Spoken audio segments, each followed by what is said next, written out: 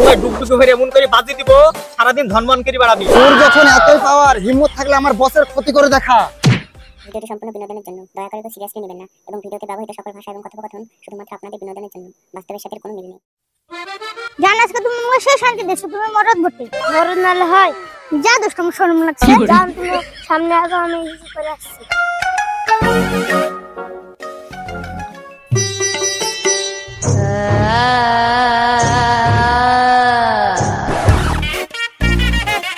চলো জান। জান কিসের নামে একটা আওয়াজ পেলাম, আমার না খুব ভয় লাগছে। দূর পাগলে আমি থেকে ভয় কিসে, চলো বাড়ি যাই। দেখলে তো জান, আমি বললাম না কেউ আমাকে ফলো করছে। কোন শালারা একবার বাটা হলে সামনে আয়। বলো জান এই শালা সামনে আসে সাহস নাই।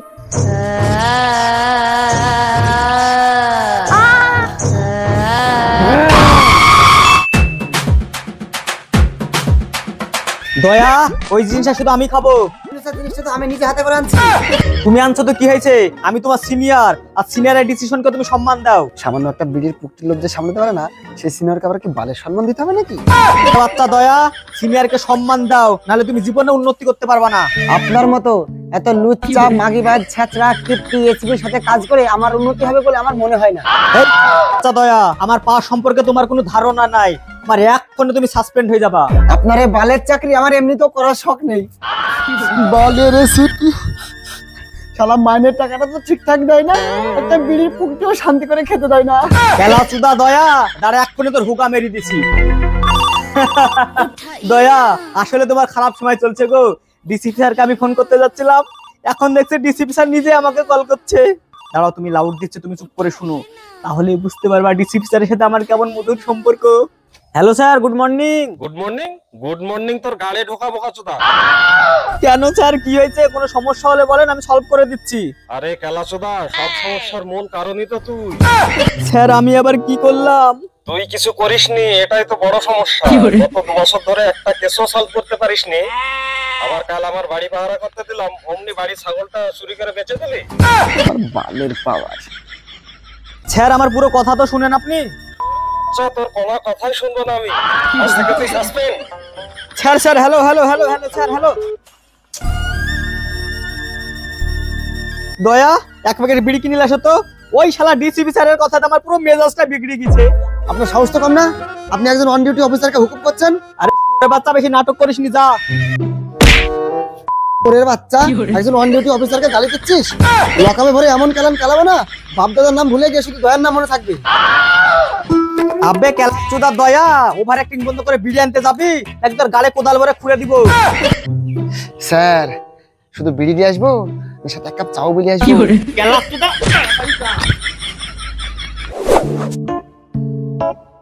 দয়া, ডিসিপি স্যার যদি আমাকে সাসপেন্ড না করতো না, এই বালের চাকরি আমি এমনিতেও করতাম না। শালা আসলে ভন্ড ছিল। কেলাচোদা কি ভেবেছিস আমি শুনতে পাবো না? দয়া চল, আজ থেকে আমরা শপথ করি এই বালের ইনভেস্টিগেশন আমরা কোনোদিন করবোই না। দাও হাত দাও। দাও তো, একটা ফোন আসছে। হ্যালো, কে? হ্যালো ইন্সপেক্টর, পণ্ডিতপুরের জঙ্গলে একটা লাশ পাওয়া গেছে। তো আমি কি করব? আমি বালের চাকরি আর করি না, সিআইডি ছেড়ে দিয়েছি। যে মর্যাদা এই দেশের সবথেকে ধনী ব্যক্তির ছেলে মিস্টার জমিদার বেটা, খুনিকে ধরে দিতে পারলে 10 লক্ষ টাকা দেওয়া হবে। বলছি দাদা, ইনভেস্টিগেশন কখন থেকে শুরু করব? এখন থেকে নাকি কাল থেকে? শালা আসলে একটা ভন্ড। দয়া চলো, একটা নতুন কাজ পেয়েছি, এখন থেকে ইনভেস্টিগেশন শুরু করতে হবে, চলো।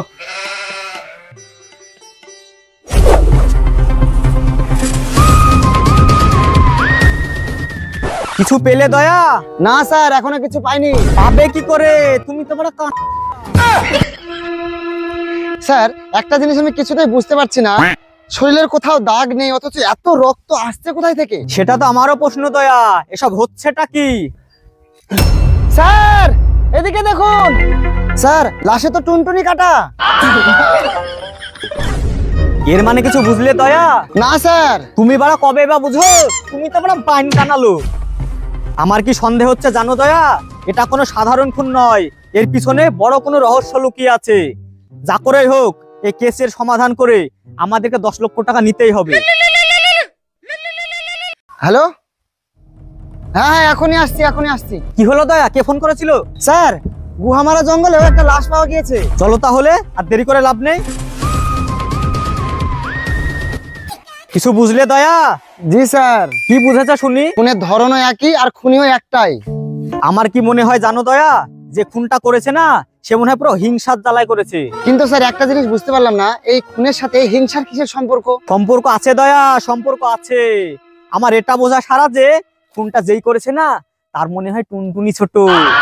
তাহলে তো স্যার এই লিস্টে আপনারও নাম থাকা উচিত। তুমি কি বোঝাতে চাইছো দয়া? শালার ভূত, কাজের বেলা নাই কো, সারাদিন শুধু বলবল কথা বলবল কথা। দয়া, খুনি তাদেরকে বেছে বেছে মারছে যাদের টুনটুনি বড়। তাহলে আমার কি হবে স্যার? খুনি কি তাহলে আমাকেও খুন করবে? দয়া, বেশির গভীরে যাওয়ার দরকার নাই। চলো আমরা জঙ্গলের ওই পাশটা খুঁজে দেখি কোনো এভিডেন্স পাই কিনা। চলো।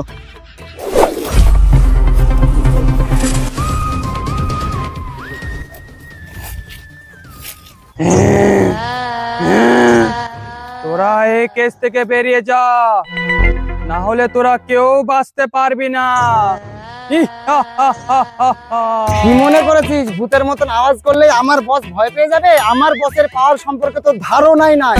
আর আমার পাওয়ার সম্পর্কে তোর কোনো ধারণা নাই। তোর যখন এতই পাওয়ার, হিম্মত থাকলে আমার বসের ক্ষতি করে দেখা।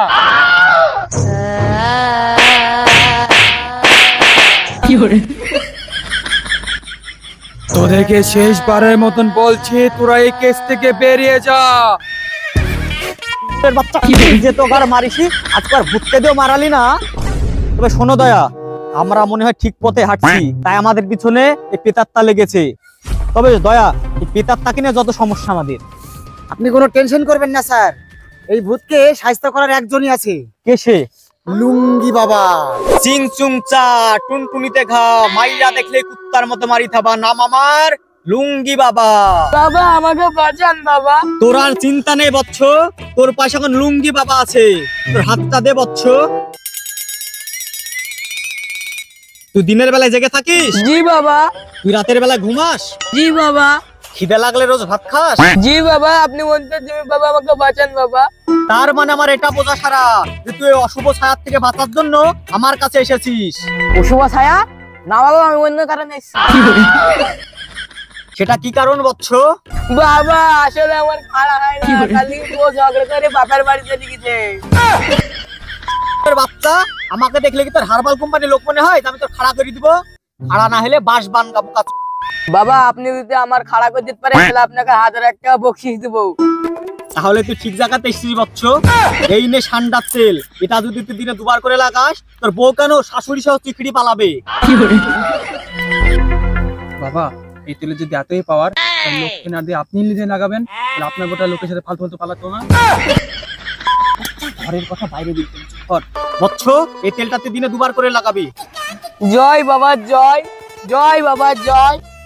বাবা, টুনটুনি কাটা ভূতে আমাদের মারার হুমকি দিয়েছে, আপনি আমাদের বাঁচান বাবা। তাহলে তোর ঠিক জায়গাতে এসেছিস বচ্চ। আমার কাছে এমন একটা তাবিজ আছে যেটা ধারণ করলে ভূত কেন ভূতের নানি সহ চিকড়ি পালাবে। তাহলে ওই তাবিজ আমাদের দেন বাবা। সে তো দেবই বাবা, কিন্তু তার জন্য তোদের 1001 টাকা বকশিশ লাগবে। বাবা এই নেন আপনার 1001 টাকা, কিন্তু যেভাবে হোক আমাদের বাঁচান আপনি। শালা বকচোদা বাবা, 10 টাকা তাবিজ 1001 টাকা কারমে দিল।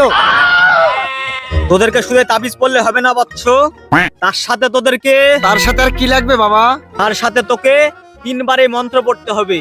বাজিগর ও বাজিগর, ভূতের নানিকে ধরে খালি কর, মুক্তি পালা পগার পার, না হলে খাবি ঝাঁটার মার। শালা কালকে বাজিগার বইটা দেখে মন্ত্র নামে গানটা ছেড়ে দিল। বাবা, আপনি আপনার শিশুকে মারলেন যে? আরে বৎস, এর মাথায় ভূতপুরের আত্মা ভর করেছিল, তাই ওকে মেরে ভাগালাম। জয় বাবা জয়, আপনি অন্তর্যামী, জয় বাবা জয়, আপনার অন্তর্যামী, আপনি জয়। বাবা আমার সাদা মনে একটা প্রশ্ন আছে, এ মন্ত্র সত্যি সত্যি কাজ করবে তো?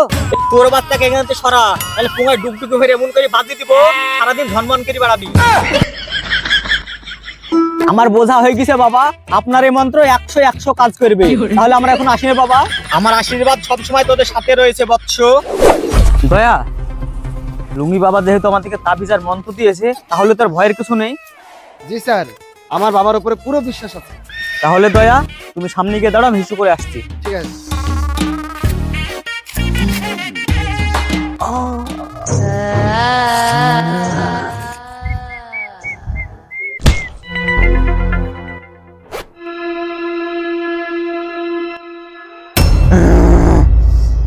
তোকে বারণ করেছিলাম তোরা এই কেস থেকে বেরিয়ে যা, তাও তোরা শুনলি না। এই কেসে তুই আমার কথা শুনিসনি, আবার তুই আমার স্বামীর কবরের উপর মুতছিস। ওদের মতো তুইও মরবি। তার মানে ভূতাপা আপনি কি এতগুলা খুনে কবরে মুতার জন্য করেছেন? হ্যাঁ তো ভূতাপা, আমি একটা জিনিস কিছুতেই বুঝতে পারছি না, এক একটা জঙ্গলে এক একটা লাশ কেন?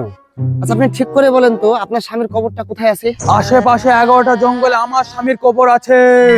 ভূতাপা তাহলে আপনার স্বামী কটা? কেন? 11টা। ভূতাপা, আপনার হপারে তো ভালোই জোর ছিল, অজনার কাছে কখন ফিতেন? দয়া চুপ চুপ চুপ। ভূতাপা আপনি বিহি করেছিলেন নাকি ক্রিকেট টিম বানিয়েছিলেন? তবে দুঃখের কথা কি আর বলবো ভাই, আমার যার সাথে বিয়ে হয় সে 6 মাস পর মারা যায়। কিন্তু আমার একটাই সমস্যা, আমি ভাতা ছেড়ে থাকতে পারি না। তাই একটা টিভি কেটে 11টা ভাতা রেখেছে। আর তোরা সে আমার প্রাণ প্রিয় ভাতারে কবরের উপর মুতেছিস। ভেবেছিলাম ওদের মতন তোদেরকেও টুনটুনি কেটে মারবো, তখন মুড চেঞ্জ করলাম। ওকে মারবো, তোকে আমার ভালো লাগছে, তোকে আমি বিয়ে করবো।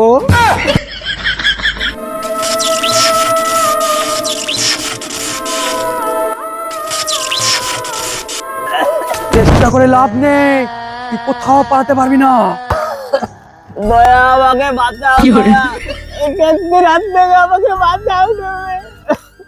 ভূতাপা, ভূতাপা আমি আপনার ছোট ভাইয়ের মতন লাগে, আমাকে ছেড়ে দেন ভূতাপা। ভাইয়াকে তো আজকে সাইয়া বানাবো পাগল। ভূতাপা আমাকে ছেড়ে দেন ভূতাপা।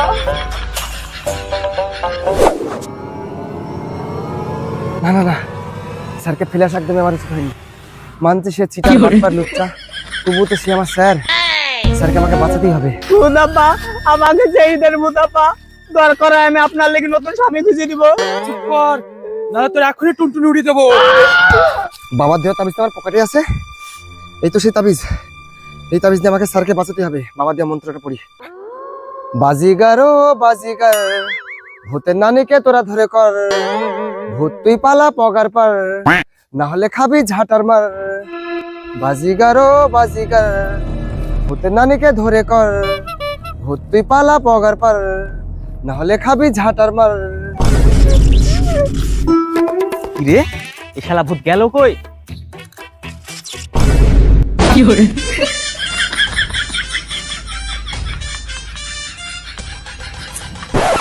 স্যার, আপনি এখনো বেঁচে আছেন? বিশ্বাস করেন স্যার, আমি ভূতের ভয়ে পালাইনি, আমি পালিয়েছিলাম মন্ত্র পড়ে আপনাকে বাঁচানোর জন্য। কি মনে করছো দয়া, ওই ভূতে আমার ক্ষতি করবে? আমি হলাম এসিপি, এক খুশি তার মারি উল্টে দিয়েছি। আমার ক্ষতি করবে এমন কেউ পৃথিবীতে জন্মায়নি। শুরু হলো শালার ঢপ মারা, শালাকে মন্ত্র করে বাঁচাইনি, ভুল হয়েছে। কিছু বললে দয়া? না স্যার। বাচ্চা কি মনে করছে আমি কিছু শুনতে পাইনি?